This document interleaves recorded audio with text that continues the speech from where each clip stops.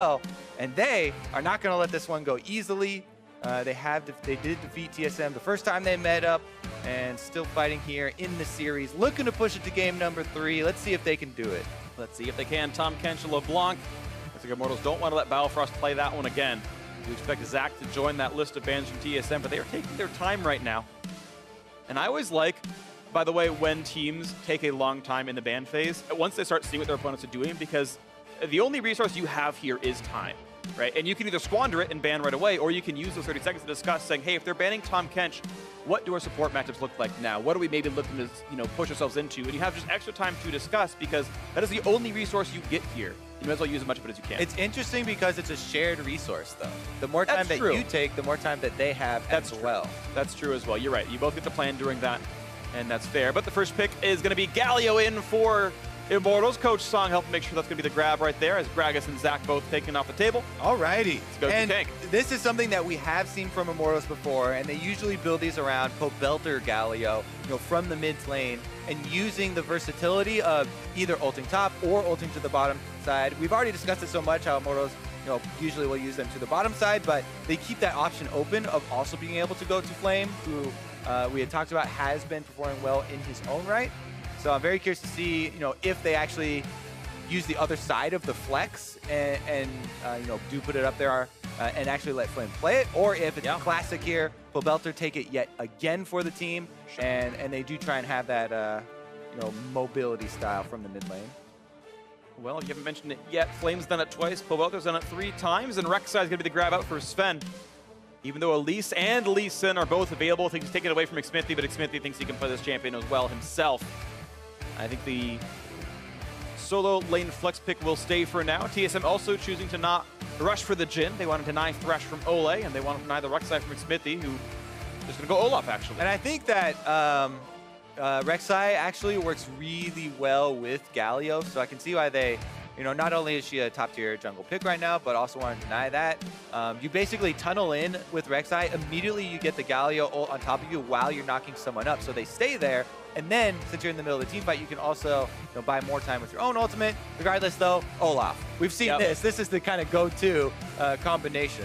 And if I remember properly, this is the kind of comp Immortals was playing last week as well. A bunch of Bash brothers with the Galio just kind of diving in forward and hoping for very aggressive fights. And they would snowball. They'd get under 30-minute wins with this comp if it worked out for them. TSM going to now play for more backline access, or backline safety, I should say. Bjergsen on the Cassiopeia.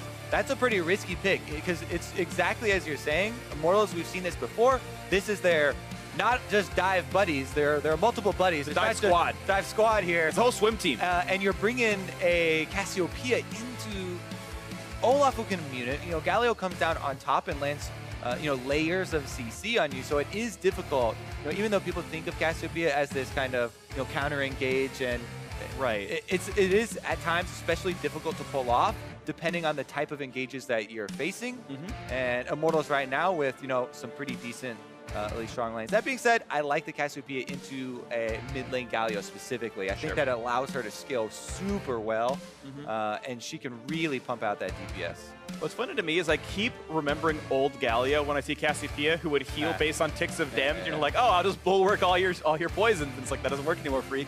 We're going to play League of Legends again. Also, I like the added benefit whenever you pick Galio now, somebody on the enemy team ends up picking Adaptive Helm, and it kind of hurts them as far as their overall defenses against your team.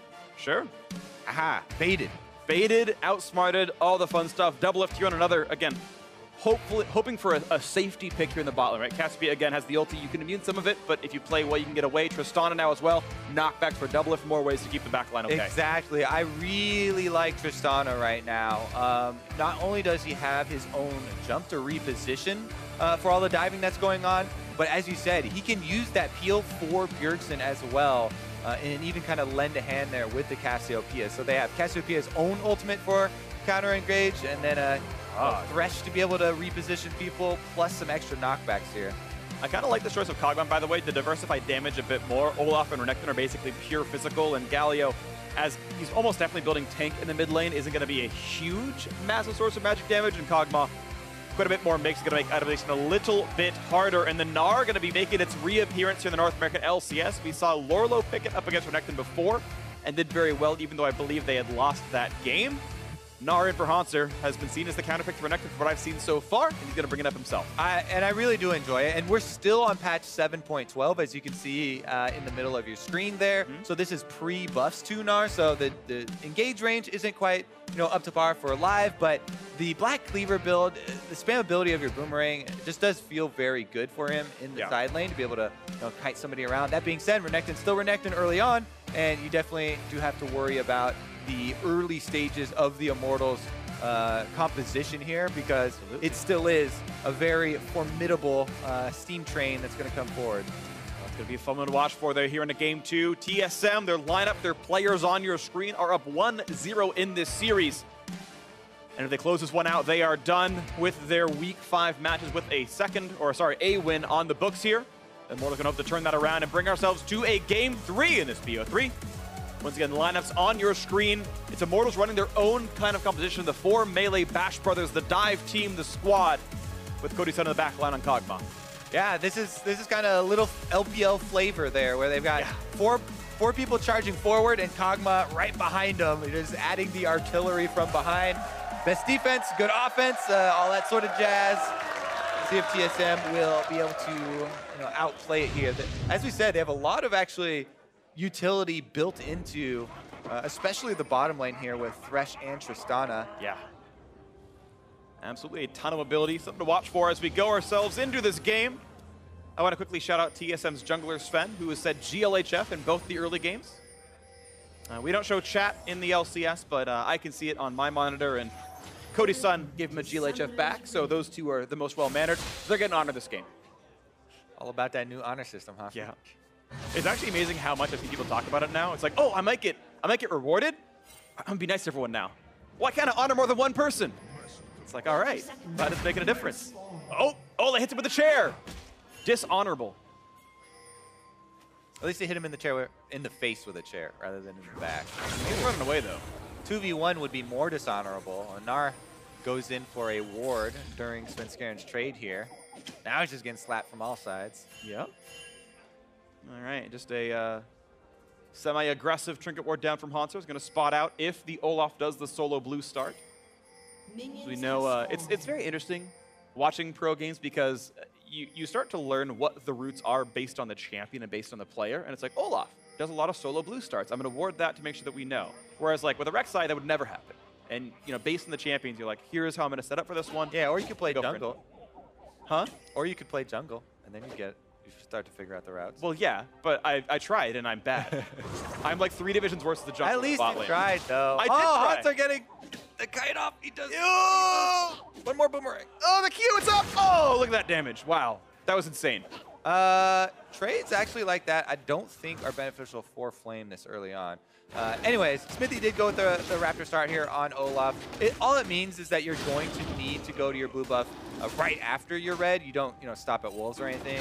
It's pretty easy because you just go to that little blast cone that's right on the other side and pop right over. But Olaf definitely does need that one to continue jungling. Very mana hungry with the undertow spam. And it does have a possibility of ending up with a threatening route here on the top side.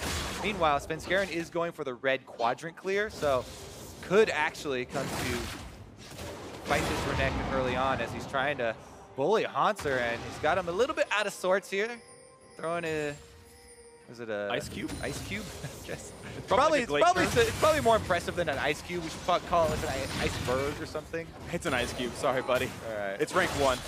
It's just going to refresh his drink. Sadly, he's not playing pool part of Renekton. All right, but here it is. Does, as expected, Svenskeren did the red quadrant clear. He's coming to punish this Renekton.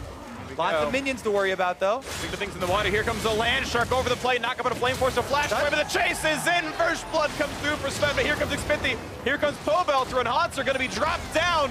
The Justice Punch from downtime. Pobelter gets 1. And they're able to shove the minion wave in, so Hauntzer should have to use his teleport as soon as he gets back up if he wants, the rest of this minion wave, because that's oftentimes even more important in top lane early skirmishes like that is minion waves that you kind of lose track of.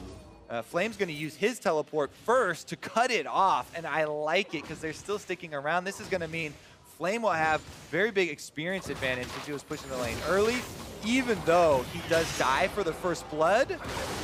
and the hook will turn into nothing. The wave management is so important for especially top lane. Anyway, let's take another look at it. Svenskeren comes in for the red quadrant, level 3, super fast kill here. True damage on your E feels so nice about Rek'Sai after the rework, and since Pobelter started channeling his teleport really early on, they get the counter kill and all important wave management. Now the minions died into the turret, and you'll see Hauntzer still is just now catching up to Flame. He will retain 50% lead as far as the next level. All right, well, we'll see as it comes through the rest of this laning phase. We look at the bot side, and it's -7, which I was a little bit expect for a Kog'Maw. That wasn't a terrible laner, and Tristana's usually not given a nod as a great laner either, but I'd still expect Trist to win the lane. So far, that's happening right now for DoubleLift, also based on the degree of player. DoubleLift a much better laner overall, and that's somewhat to be expected here as they keep the push going. See if they can deny any more from Cody Sun and co. Worth pointing out, though, that generally speaking, this comp from Immortals is not as bot lane focused, which is surprising because it's a Kog'Maw, but he's just kind of there to be part of the rest of the four. And he'll put his bait what he can. Yeah, that's definitely a good point. Until the Galio hits level 6, and you kind of have to worry about that ultimate, it's more of a counter engage, though, right? You know, Braum and Galio is a good combo if people are charging at you, but not really for creating the plays on the bottom side. So you're right, it is a different look because in the past we were talking about Immortals staying proactive, creating plays with all this crowd control that they're bringing, but a lot of the crowd control this time around is, you know, a bit reactive, unless they have Olaf there leading the charge. So that's why it really is important to track Xmithie in this game for TSM, and the longer they know his whereabouts, the more secure the feel. He's gonna stay on the camp. Oh, he's not gonna go for the fight. Thought maybe with the ward there, they could see like when he was burrowed and not, and like try to go for the battle, because Sven got pretty low on this. Yeah, they lost track of Hauntzer, I think. Yeah, too bad. And out goes Sven. Looks like that team's gonna stay safe for now. So the gold's still very close. TSM to a slight lead on the red side. Yeah, I mean, Pobelter did have to pay for, you know, that teleport up to the top side with some CS in mid lane as well, on top of what Bjergsen was earning. So the Cassiopeia, as we said in Champ Select, is going to scale super nicely, put out quite a bit of damage, and especially here with blue buff, should be able to deal with the wave no problem. Right, got a blue buff stacking up that tier. Catal's going to be next up almost for certain, and power will keep going up. Looks to chunk off the shield and actually doesn't even get through that passive shield just yet from Pobelter. That'll come in maybe a bit later, but no harassment really being taken just yet. Bjergsen going to go for a nice deep trinket to track Xmithie later on. Maybe the third spawn of Raptors. All right, as soon as I see Olaf level 6, though, you look for those aggressive charge moves. He has his Ghost available, and Bjergsen is a prime target. Both junglers are going, though. You can see Svenskeren's on the bottom side. Justice punches in, goes to the taunt. Here comes a knock-up in for the teammate, and here comes the ulti across the bottom by a bit more. And just gets him kind of out of the range. Sven, forced away, barely stays alive on the wrong side of this one. One more hit, he'll get a Xmithie, and they do. Bjergsen gets one. Here comes the chase. Hauntzer, though, not going to transform just yet. And Biofrost by the few seconds with a hook, so a kill for TSM in the mid lane. Flame is in the mid lane here, but he's going back up to top side. So Hauntzer pays back the teleport mid, and they're able to kill Xmithie in that counter engagement. Good roam from Biofrost as well. As soon as the action started, he's heading all the way up there, and Svenskeren does get to finish off the Raptors. Take him away. That's kind of nice right here. So 700 gold lead, maybe 800 based on the timing for TSM, and a nice casual recall gets quite a good set of items, actually. Catalyst plus the Dark Seal. Take another look at this, because as we saw the Olaf coming in from top side, Sven was prepping already a play from the bottom side. And they got a pretty good knock up here, just the edge of the Galio ultimate to get Sven, but barely flashes over. One more auto or even an undertow over the side would have got him, but Hauntzer had teleported in and Biofrost had roamed up. That meant everybody from Immortals had to be in full retreat, and that's enough protection so Sven can live. Well played there. TSM looking pretty sharp themselves. Double has a wave to clear out. He'll remain above in farm as Cody Sun will go for his first recall, and likely to be the Blade of the Ruin King start. That's been par for the course for Kog'Maw. We'll keep trying to scale up. Should have at least enough for Cutlass, probably more. 70 CS, a pretty late recall. Actually going to stay in lane for one more, hoping they can catch DoubleLift on the wave push. As Flame fighting back and forth with Flame, gets a double dash, and like Mario Kart, he'll be fine. Now another hit comes in though. Flame, not going to get hypered. All right, we're fine here. Now we're going to see Olleh trying to answer, but it's difficult at this point because the first team out to roaming like that gets the vision down, and then it becomes very difficult to try and play catch-up in the mid-game here. You have to walk through enemy vision. There's a process of worrying about getting picked. You can see Biofrost is just waiting for them, basically. They know that Olleh is going to try and play catch-up here in the vision game, and he actually plays it very safe, and it's good for Olleh that he doesn't go out there, venture by himself, and doesn't get picked off near the topside river. Maybe it'll happen to the bottom side, though. Chair in the back. Biofrost turned around. Ooh. Yeah. Olleh was by himself. They didn't know that he was by himself, but they could have converged there for a bit of pressure. Svenskeren now getting slowed. Going to converge on the land shark here. Sven going to jump the wall, dodges the undertow axe, and that is Ghost for a jump. And here comes the continued attempt. Sadly, the Ghost and the ult are gone, so nothing for Xmithie. Sven getting away. Ult and Ghost down for Xmithie. And the teleport from Flame, who tried to cut him off. Not only does he leave lane for that, but big cooldown. Not able to use it now. I'm going to hope that something can come in later. Usually this comp from Immortals needs to snowball. I've seen them play it twice. The one where they had a rough early game, they got shut down pretty hard. The one with the good early game, they won in 28 minutes. We'll see if they can get the latter rather than the former. Hauntzer transforming once again. Finds Flame. Ironically, the iceberg still does good damage against him. It's got a giant frozen bird inside of it. Penguin, I'm assuming. Which is a bird, right? Yep. And or the Batman villain. Probably the bird. Far more creepy than the actual animal. Well, I'm actually still traumatized by that. I forget which one it was. But God, the actor who played it and the makeup that they used for the guy gave me nightmares when I was a child. Anyways, that penguin far more cute than the Gnar penguin that's frozen inside the ice cube. So no worry here, no nightmares for me tonight. All right. Nice little chunk in a double-lift though. They're trading damage back and forth. Warlords gets him out of range. Cody Sun going to go for the damage focus build with the Fervor. Hauntzer trading back and forth with Flame, some decent damage. And you can see right now it's not working well for Hauntzer. He's down 13 minions. He's losing the early landing phase, but gets a stun. Gets an iceberg, hits with a penguin as well. Look at that damage output. Knocking on the crocodile. Yeah. Woo! Harassment down. The same penguins can't fly, but he's going far. Little assisted flight there for the penguin. It's more like falling with style. Flame might have an assisted lane, though.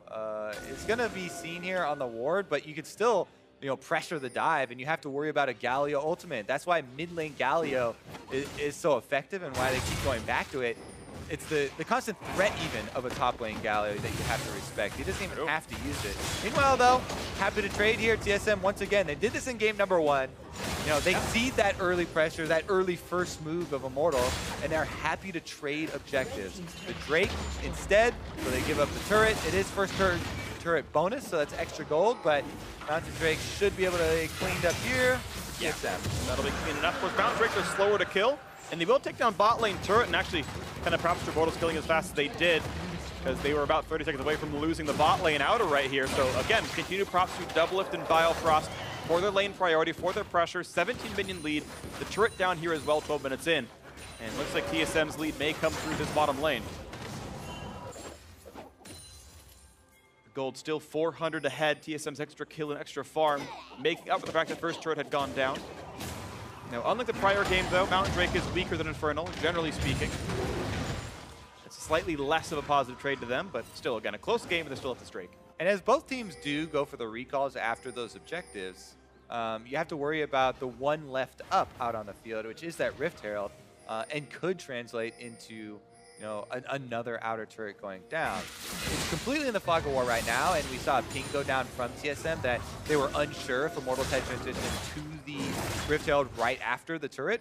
They had not, though, so TSM, even without vision, they don't lose out on the objective, and with them rotating their duo up to the top side after taking bottom side turret, they're now in position that they have the possibility of collecting the extra objective after second tower trade goes through.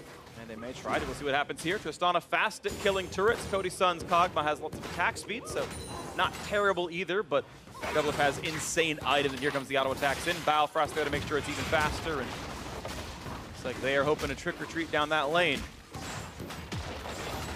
Cody Sun in costume. on that Kog'Maw. There we go. That turret's down to the first side. And yeah, TSM's so much faster on the play. 4, 5, maybe 6 seconds or more. Hauntzer, though, being ranged, has some wave clear tools and certainly really slower going. And look at this, Sven just continuing to find objectives to solo. Yep, exactly as you said. The Riftfield now in TSM territory. Meanwhile, Immortals forcing. Ooh, Hauntzer gonna chunk B down. A half HP. The stun is in there as well. He's got no way out. The Living Artillery and the Bio-Arcane Barrage makes it happen. The tank staying alive, and that dive worked out well. Hauntzer. Oh, now it's a low health Olaf with red buff gonna murder this turret. They should be able to catch right up. The only difference there is the kill gold. Meanwhile, in mid lane, Pobelter's being forced out of the mid lane as the Rift Herald is spawned, and that might help TSM to snowball this to an extra turret in the trade. Looks like it will be. So, here we go. Mid lane outer gonna fall as well. Makes it 3 for 2 in turrets. The downside being the 1 kill given away by Hauntzer, but worth it, you've got to imagine. Blue Steel coming in as well, and I don't believe Immortals got one themselves, though I could have missed it. And nice done by TSM, actually stretching their lead by a couple hundred. See what Immortals can do when they get back out on the field first, because that was TSM staying out a bit longer to collect the extra objective. In the end, they also have the vision advantage though, so it seems hard for Immortals to punish and even use the extra 20 seconds or so that they have to get much done. It's mostly just going to be about a little bit of it setup here for the jungle and support working as a duo. Actually setting up a pick there by themselves. They don't have too much damage, so low chance of really catching much with that. Yeah, I think there's almost no reason to go to a lane with tier 2 already dead in a close game. Like, even though TSM have all these wards on the west-hand side, it's like, why would TSM go back there, though? There's almost nothing to accomplish, so I think it's going to be defensive for a little while. These wards will eventually time out. Difference in gold, 1,000, though, still in favor of TSM. And off the reset, you can see the lanes almost all at equilibrium. Top lane slight push for Immortals, bot lane slight push for TSM. Mid lane actually the same place right now by the river. Yeah, Hauntzer collects this wave and has one more to clear before it bounces. All right, so with all these objective trades, pretty close game here. And the Infinity Edge now done for DoubleLift. Starts to work on his next Z lineup, but there's a hook on Pobelter. Good play as well, blocks out the hero's punch as well, and now they're gonna look for this one. Quick smite for Xmithie, gets the blue buff taken up and knocked there on Olleh. So they have the W, quick stun for Hauntzer, he's buying the time, and they're gonna knock down the support just maybe. Rek'Sai comes across, one more hit will do it, and Sven gets that first kill. Now over the wall, another great hook. He's landed 2 on a Pobelter, but Kog'Maw on the back lines. They've got to respect Cody Sun, who has got Ruin King done. Cassiopeia for the slowdown. Here comes the taunt. Not going to find much more than the Rek'Sai, but the first kill comes through to Cody Sun. Hauntzer in the back. He's going to get shut down by Xmithie, going for more heroes entrance. Gonna get the knock up onto Bjergsen. Gonna knock up there on a double. The Winds of War. Not quite gonna shut him down. One more shot. Cody Sun gets him despite the flash. And now a trade of autos. Whose ooze is better? And it's Cody Sun getting several here. 4, 0, and 1 in the bot lane. Oh, that skirmish. There was a little bit of miscoordination as well, as they didn't all go in at the same time. And a little bit of an exit on that side, but Immortals in the end are able to claim the victory and will be able to get some damage on the turret. I wonder if, even with this red buff, if he actually finishes the whole thing. Take another look, because this one was kind of all over the place. Both teleports come in at the exact same time for both top laners, and I thought that there was going to be an ultimate here from Olleh, but he didn't quite have it, and he has to try and run away. Svenskeren gets him killed off before he's able to do anything about it, but then Svenskeren goes out as the rest of TSM are trying to chase, and Bjergsen has to flash for the slow to continue here. Then we have the split. Immortals immediately, their dive buddies, the trio, goes full force ahead. A little bit late ultimate there from Pobelter maybe, but he still got the very edge of the knockup onto Bjergsen and was able to get DoubleLift just into range. So flash over from Cody Sun was very much worth it. Yep. As he's able to take down both carries. And look at the damage from Bjergsen in that fight.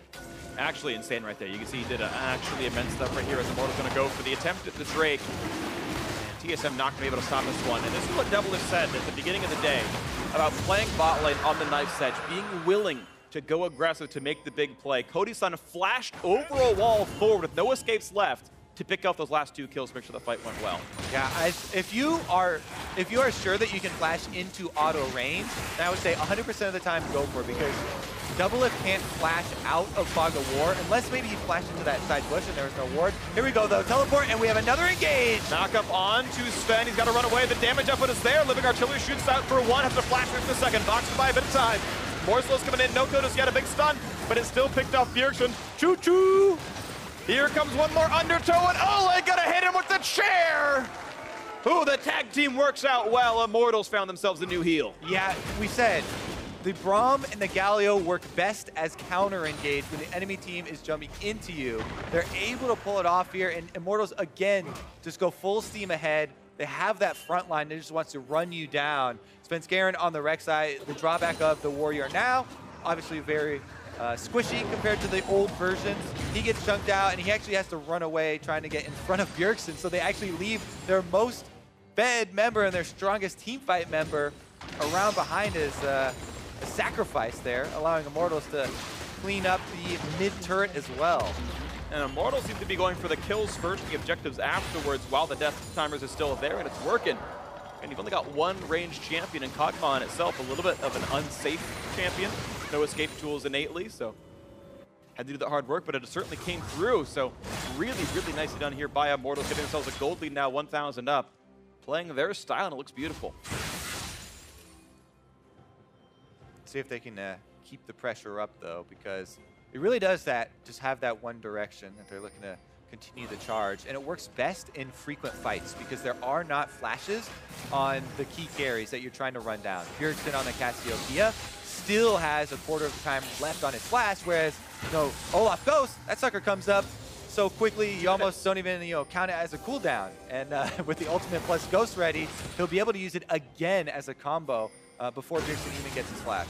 That's why we see cooldown boots on Xmithie so much that affects summoner cooldowns. 2 minutes, 15 seconds in between those ghost pops. Yeah, that's pretty much the only buy for Olaf because he loves cooldown reduction. Flat cooldown reduction synergizes with the flat cooldown reduction you get for picking up your axes for undertow. So you get a lot of DPS increase with that. In addition, that summoner spell thing you mentioned, able to get multiple ghosts off within enemy flash timers. Xmithie wouldn't be smart, but he could do it. That is a quick satchel. Sorry, explosive charge. Hook is gonna hit him, and that's how that interacts. I mean, once the animation starts, yep, so able to complete it. Yep, the hook pulls you back in 2 discrete segments, and it has to be timed in between the 2. Yep.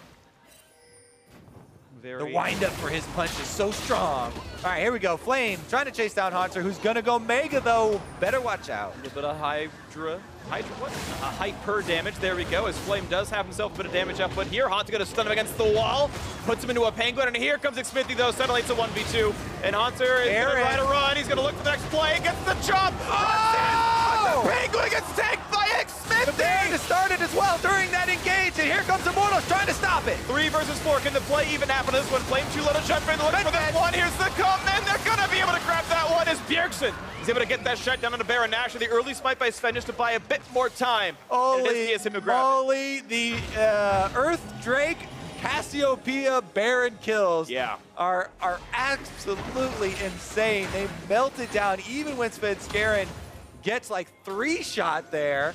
And Immortals do have a small amount of time, but those are Baron-empowered recalls, and Olleh got turned aggro! Pulled aggro by the Q right to the hook. Oh, now Olleh's got it! Oh, and Cody Sun might die, but double jumps the wrong way, actually. Looks for the auto, has the red buff. And oh! That is a static shift crit right there, 600 damage, and Pobelter is next up. He is gone. A triple or DoubleLift on the Tristana. I mean, we said they only had one direction, but you really don't have to put it that far forward. Drawing turret aggro into the Baron-empowered recalls under the turret, just everything splats against the wall here for Immortals. Oof. And TSM are gonna make them pay for it. And it's only a 2,000 gold difference, but TSM has them right where they want the mid lane under fire. 13 seconds still on Pobelter respawn. Inhibitor is gone. You can't make that type of mistake against a team that just took the Baron. Flame trying to look to, you know, cut them off here, but it still is a 4-on-5. Pobelter doesn't have his ultimate and would have to teleport still a couple seconds, so that costs them not only the money from the kills, but also their inhibitor. And Sven is forced to go farm the Krugs during the blast gong. Here we go, though. They focus down the jungler, but it doesn't matter because Bjergsen does so much damage. Sven actually smites right before he dies for the extra health, too. And they still burn it down and get it. But then Olleh, bad call here. It was And maybe they keep going, too. It was definitely a team call because they all went forward, but whoever made it definitely not rewarded for that one. And there's your static shift proc. Well, 50th chance. Rolled the dice, flipped the coin, came up heads. Got the crit. See if they can recover after that one, because that was a very costly mistake for Immortals. DoubleLift He's still spamming. You didn't even do anything cool, DoubleLift. You stopped trying to attack to ward. He one-shot the Kog'Maw. He didn't know he did the replay. He's doing that after the fact. Just twitchy. He's just remembering the good times. Great. All right, let's see if they're still going to roll here. Oh. Let's see, Immortal sent back to the room, briefly grounded by Bjergsen. I'm going to see where they can get an extra hook there onto roll off who runs back. Chunking down the front line definitely is pretty big here. Flame actually, speaking Now of chunks. Mega Gnar into the wall, into the stun, into the penguin, into the auto attacks. Here comes Whoa, the wall! Oh no, DoubleLift, but he's got a lantern, it's fine. Biofrost kept him alive, it was all a bait. Knife's edge, Phreak. Knife's edge, but he nearly cut himself. It's all right, Biofrost took the knife out of his hands, threw it away. Gave him the child scissors, the blunt edge in the front. Then you can play with crayons, DoubleLift, you stop this. To be fair, they both know that he's playing Thresh. They both know that the lantern's going to be there. So DoubleLift knew that he had protective guns, or protective gloves on, I guess. Protective guns. I don't know where that came from. It's okay, I make mistakes too, don't worry. Regardless, TSM still able to sit back there with the extra 3,000 gold lead that they earned after, and take the dragon. You still do have to worry about the fact that there is a 5-1 and 3 Kog'Maw. Ruin King not terribly, sorry, Rageblade actually, he roughly has the money for right now. I think he's got exact combined costs, so power spike in for Cody Sun. We'll see if they can turn back for Immortals. They've got a very beefy front line. And generally speaking at this stage, I would still probably consider Kog'Maw to do more damage. Depends what comes next for the item builds, but right now I think Cody Sun can out-damage DoubleLift if safe. If they're both allowed to free fire standing still, 100% agree. Yeah. It's not too nice little side step by Pobelter. Ready back and forth, TSM wanting to siege. No Baron buff left. Hauntzer gonna get found out here in a 1v2. Hauntzer kind of short house, but gets away from the range. Cody Sun has spotted himself. Oh, charging up the top pretty early here. I was wondering if he was gonna... Oh, yeah. Just because of the... Every time I see it, I'm like, oh, he's gonna go for the flash play? I know, I know. Yeah. I get you. Cody takes away a small Krug. Sven back in the mix. Flame still up in the jungle. I'm really sure how much value there is to coming from that flank angle at this point, but he is going to go for it. A lot of hits on that turret, though. 300 health off of all the members.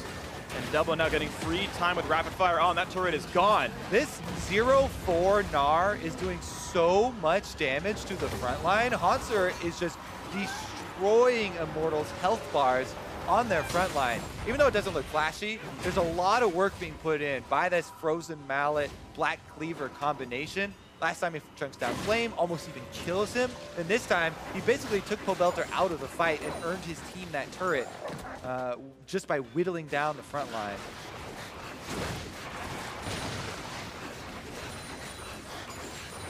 Well, let's see what comes up next. I talk about item builds a lot, but I want to bring up Knight's Vow on Biofrost. Because Thresh is technically ranged, it's half value.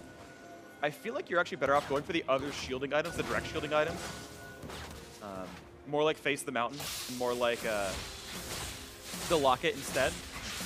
But I'm not sure. I don't play a lot of Thresh myself. It just feels a bit weird to have the item be half value because he's ranged. Yeah, and it's only half value on the passive, but I definitely agree with you. All right, here we go. Same. Okay, Sven forced away on this one. Has to go back and forth. And yeah, that's actually a low health bar and a TP coming through from Pobelter. Now, Flame still has his, so... Hauntzer is still split pushing. Yeah, that's an option, but see, TSM able to pull out one teleport. They're going to have Sven heal back up inside the base, come right back down. Middle inhibitor is back up, and bot lane was shoved in. That's going to be farm denied. You got to be worried of Immortals right now because you have to do some vision work for this Baron. TSM, if they set up the vision and you have to face check through this jungle corridor, there's a Cassiopeia and a Thresh. Not to mention Gnar's looking to get that Mega off into a plethora of walls all over the place here. This is setting up very nicely for TSM. Even though the gold lead isn't ginormous at this stage of the game, Cassiopeia damage super scaled right now. Tristana's got the crit multipliers coming in. Yep. And TSM definitely have that map pressure. Let's see what's coming next for this one as TSM looks to keep pushing forward. There's no turret defending the inhibitor. Oh, Immortals want to flank. They're just going to charge for it. Here comes the knockup from Galio right onto Bjergsen. The burst damage is there. He's going to flash for safety, buys a few more seconds. And a big stun comes across for the front line. A lot of time bought by Hauntzer, doing all the work that he can. But still, the bash buttons are there, and Sven going to lose the first life. Stun there on a Pobelter. Looks for the taunt. Not going to get a lot with it. Double still coming around the wings, but it's a 5v4. Right now, Cody Sun's W is down, so it's going to be a disengage. One kill picked up. A lot of summoners used, but they got that one. That was actually an ideal start onto Bjergsen there, with Flame just waiting on the pink ward right there in the brush, able to get a perfect Galio ultimate on top of him, and they blow both summoners. Bjergsen does escape, and he does a good job turning around with Cassiopeia ultimate to disengage, but yeah. I think maybe Sven was baited into it, to thinking they were actually going for the counter kill there, and he dives in with Rek'Sai very squishy, gets over the kill, and it's a jungler kill, so that's costly. Gnar still in the bot lane, 1v1. Here comes DoubleLift from the wings, but it's, again, they have to try to somehow outsmite Smite without one themselves. They're not coming through trying to buy time. They got to finish off the Baron. With Xmithie, they're going to go for it, and they pick it up pretty cleanly. But one kill in as Pobelter's already gone. TP and Flame is in this fight. Rek'Sai can come in soon. The flash is away. Xmithie left alone. He's got Ghost, but now there could be a re-engage. A lot of damage out of Cody Sun. Gets one traded back. On the map, though, it's 3 versus 4. Sven waiting in the wings, and there's no way out for Immortals. They maybe could use the blast cone. They had a blast cone. And they don't use it. They jump the wall, though. They are safe for now. Now, can they split up TSM? Cody Sun is still safe. Pobelter cannot join the fight. He does not have teleport. 20 seconds till the respawn as well. They're still running, but Olleh is low. Olleh has exhaust, but no ultimate, and they get the hook. They got a little bit onto Flame. The stun, the knock up there on Cody Sun. He's got to get the auto attacks, and he gets the damage. They cannot do so. And Flame, one more attack, and he can't make it either. 2 for 0. Olleh the trade going to come in as Sven chased down one final kill. Big fight out of TSM. They get the ace despite losing the Baron. Absolutely destroyed here. Nobody from Immortals makes it out alive. They don't use the blast cone. They don't split up to try and use Baron-empowered recalls to get away. And nobody lives in the end. There's a time and a place for, no man left behind.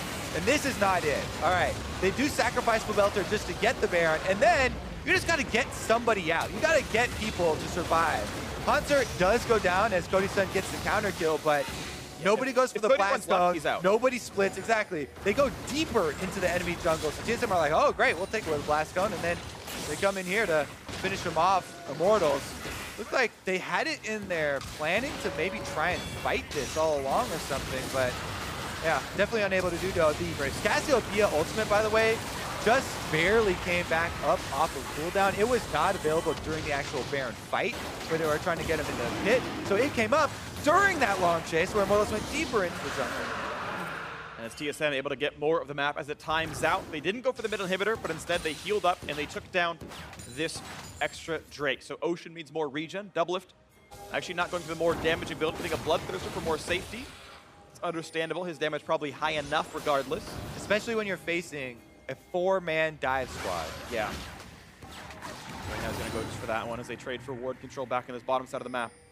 Immortals holding most of it now. TSM still finding their footing, though. They've got this 5,000 gold lead. No Baron for 6 minutes for unsurprising reasons. A locket done for Biofrost means more tank stats, going for even more durability soon. I'm not going to get the hook on the flame just yet. As again, mid lane is the easiest of the options, since there's no turret there. But they're going to go bot lane instead. They think they can knock that one down. Yeah, pretty straightforward here from TSM. Just trying to 5-man push into the base. They look for the pick. Hauntzer's charging up for the Gnar right now. And for Cody Sun, that's his next power spike versus the Bloodthirster of DoubleLift. That safety with the Dark Passage is so reassuring here for DoubleLift to be able to stand on the front line. And really, that's almost impossible to shut him out of this one. You have to go for a taunt flash into a Justice Punch, and maybe that'll lock you out of the Lantern, but DoubleLift will have a lot of ways to get one single auto attack on the turret. He's got Shiv, not rapid fire cannon. Turret goes down. Back he goes. Flame is waiting again to try and flank from the side here up in the jungle, but Hauntzer spotted him. Nice play by Hauntzer. Still waiting on the siege. Now 2 open inhibitors. DoubleLift caught with the slow. But he's all right. There's no range champions to land more. Actually, now he's going to find Cody Sun. A couple attacks back and forth. Jump right back out. Here comes Xmithie, who wants it. Here comes the Heroes Enders as well. And he's going to find no knockups. And Xmithie almost is down. Cassiopeia buying some time. The jump forward for DoubleLift and Pobelter. Got to get taken out of that one. 50-second death timer, and the health bars are low, so TSM have full reign over the base. They're going to push in. Inhibitor plus more. Should be able to melt through these Nexus turrets as well. TSM 4v5, Immortals have to go. You're going to think so. Here comes the play. A big Gnar pulls in the team. They're looking for Cody Sun. They're going to shut him down at the very start. And there is no damage left. Nothing to stop TSM from making it the 2-0. DoubleLift unstoppable. Jumping around, cutting away, getting the kills picked up. Bjergsen won as well. And you can hear the crowd cheering for the team that is 1-2-0. Taking down North America's #1 TSM. Heading to Rift Rivals off a 2-0 win over Immortals.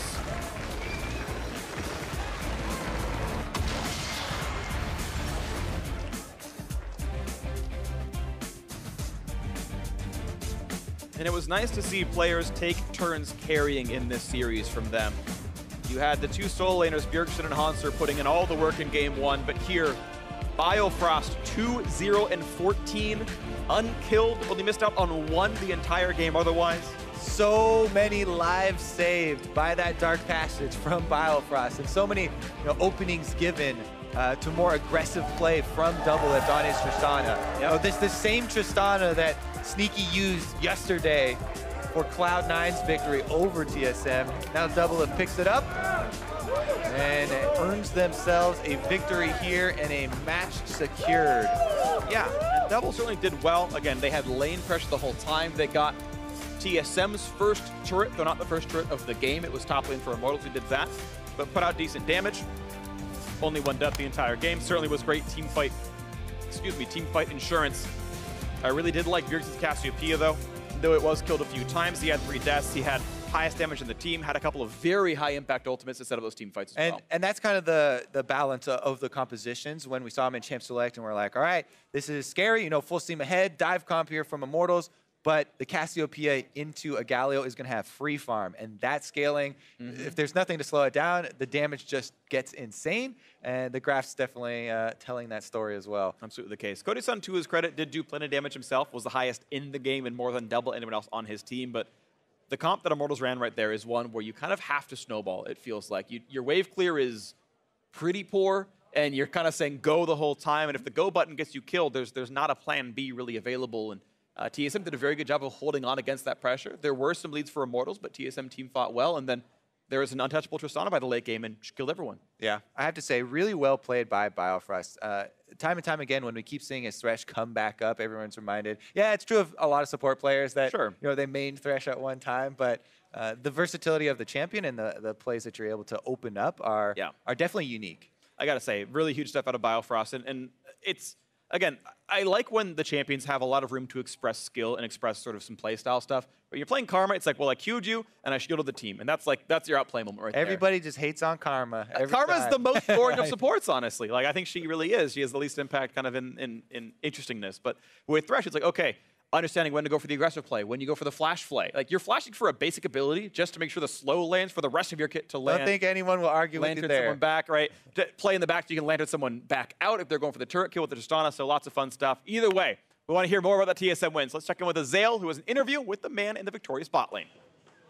Thanks, guys. Great castle today. I'm here with DoubleLift after a 2-0 over Immortals, who, we're looking like the #1 team. How do you think that the TSM is doing right now, and how do you think that you guys stack up to the rest of the NA LCS? We're definitely really weird because, we've been, we always talk about how we're trying new stuff, but, we, really upped our gin party for this weekend, as you can tell.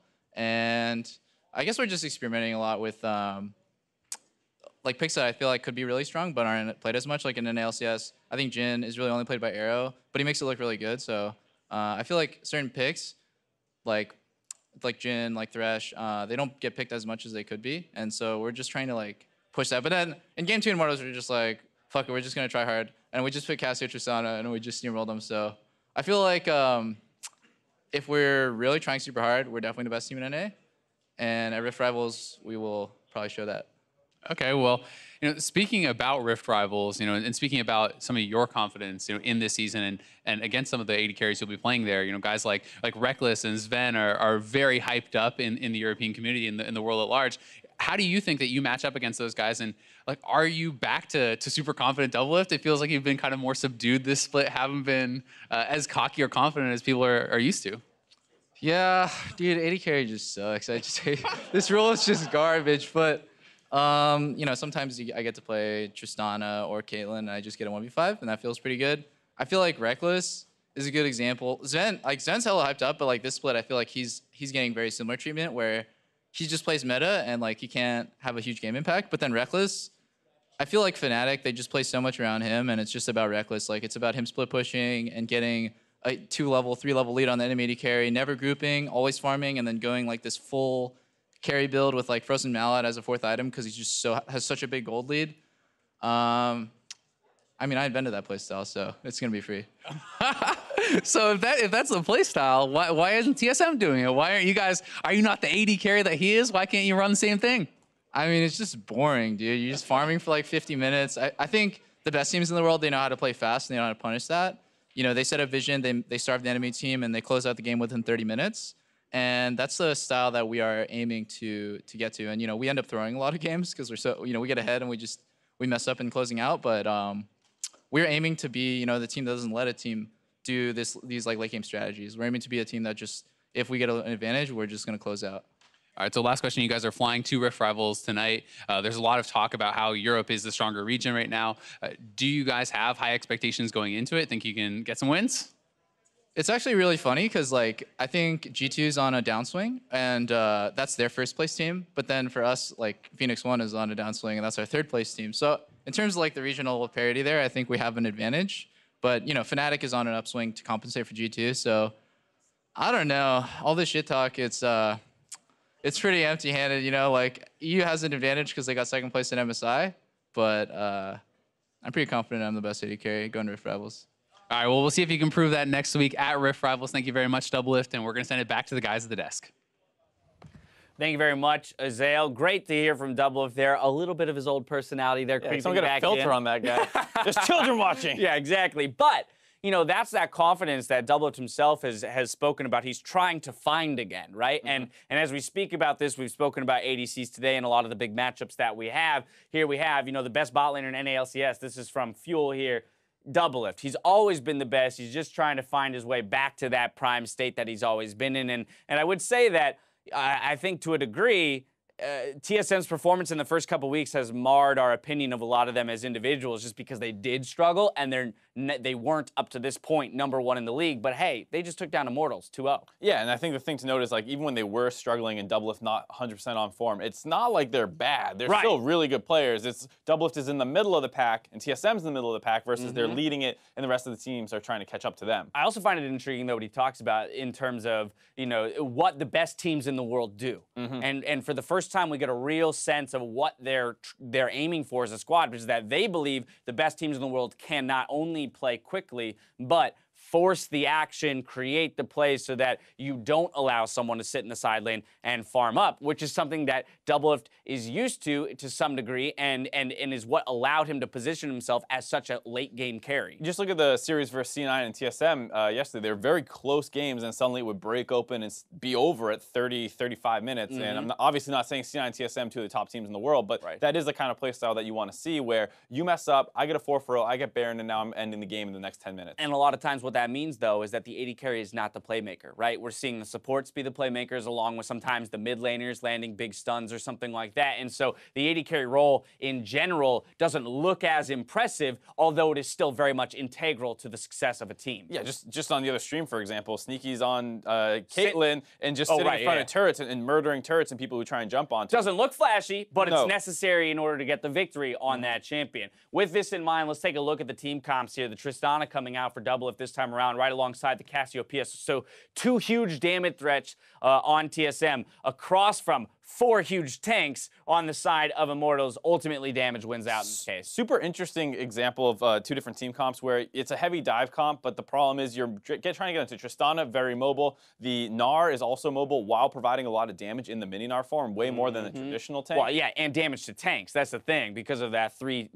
auto attack proc. Right, and then you have Thresh being able to reposition the normally immobile Cassiopeia. So even though it is this heavy dive comp, you do have a couple tools to deal with it, and Immortals are going to need to find good engages to actually win, because even with a Kog'Maw sitting in the back line, yeah, he had the most damage by a whopping 100 or 10 or whatever it was over the Cassiopeia. The Tristana and the Gnar did way more damage than their counterparts. And we had a really good example of how these two team comps interact coming 16 minutes into the game. Immortals comes out on top by 1 kill, 4 for 3 in the trade. But again, you're seeing this idea of the diving tanky front line that's trying to get onto a priority target while, you know, Kog'Maw gets out as much damage as he can, and then on the flip side, we're just shredding tanks. Yeah, TSM constantly kiting back, trying to get away.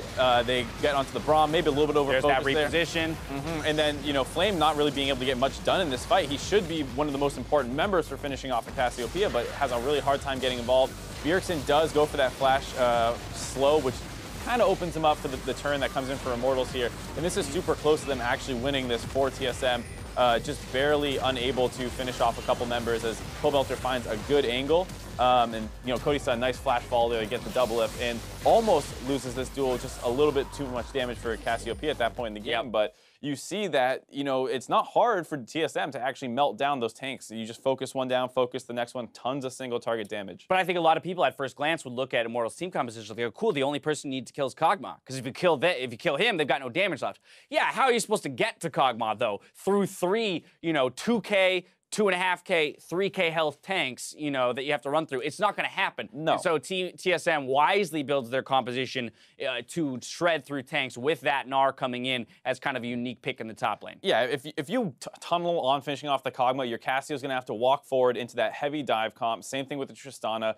Your Gnar is no longer going to be focused on hitting tanks. He's going to be in the middle of that team comp, and they have as much a dive. They have a ton of peel too. Braum, Galio can all do that extremely well while you leave the Renekton and Olaf to solo out that Cassio. So it's much smarter the way TSM played it. Melt the front line first. It might seem scary versus the Kog'Maw, but you have the Cassio Gnar to throw that extra damage in with, you know, Trist. No joke in the late game either. And while that replay went in favor of Immortals by 1 kill, not 6 minutes later, TSM comes out on top with a Baron plus 3 kills for 0 here. Very decisive call from them. They also very equipped to take down Barons quickly. Yeah, we're talking about fast single target damage team comps. This is a great one. They also had an early Mountain Dragon, so they go for a really aggressive call to take this Baron. They do lose 2 members, but it baits Immortals to trying to capitalize and say we have a small power play right now.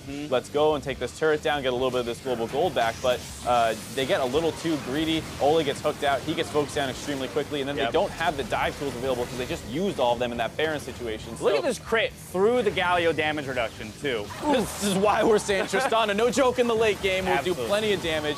And just a small overextension here on Immortals that we're talking about TSM wanting to be able to close games out quickly. You need to be able to punish when people make a mistake, and there you see that gold graph. Boom, 22 minutes. Swing right down to their favor. And that's that thing. It's finding that exact opening where you can make a big play. Once you've made that play and you've gotten your advantage, closing it out smartly. So although there was that small blunder there where we see the gold graph dip in Immortals' favor, TSM is able to grab the game back, and honestly, 34 minutes is a very quick game as compared to some of the other ones we've seen this split. So in terms of TSM turning things around, moving into Rift Rivals and wanting to show that they can be a global powerhouse, this will be a good way for them to depart from North America. Very good feeling ending, you know, right before on a victory against the top team, the way that you do it too. 2 quick games. Yep. And then the big thing was that, you know, a bunch of people actually looked good. There was DoubleLift and Bjergsen playing extremely well over the 2 games. Hauntzer took a lot of pressure that game. He was camped really, really hard at 0-5, I think. But he was able to bounce back and play frontline that he needed to for the team. Very much so. Now, Biofrost will pick up player of the game, mostly for his ability to create openings for TSM, as well as play that defensive game, reposition for the immobile carry in Bjergsen, and basically allow his 2 damage threats to really shred through the tanks. Yeah, you just look at those 2 highlights, and the first one's able to reposition a couple members, get them in the right spot to keep DPSing people down. Also deathless. Yeah, worth just noting. Realize that. High kill participation, but yeah, he played alright. Yeah, second replay that they show, he hooks them in and lets the 2 single target focus down Olleh, able to basically be the facilitator for TSM. Yeah, TSM moves to 7-3. That ties the match win record of Immortals. Immortals still has 1 more game to play this weekend, so there's a discrepancy in the score lines there. Either way, a good win for TSM before they head over to EU. We've got more league action coming your way, though. Team Dignitas hits the Rift next as they go up against FlyQuest. As we go to break, though, TSM's weekend has come to a close, so make sure you cheer them on as they face off against EU at Rift Rivals.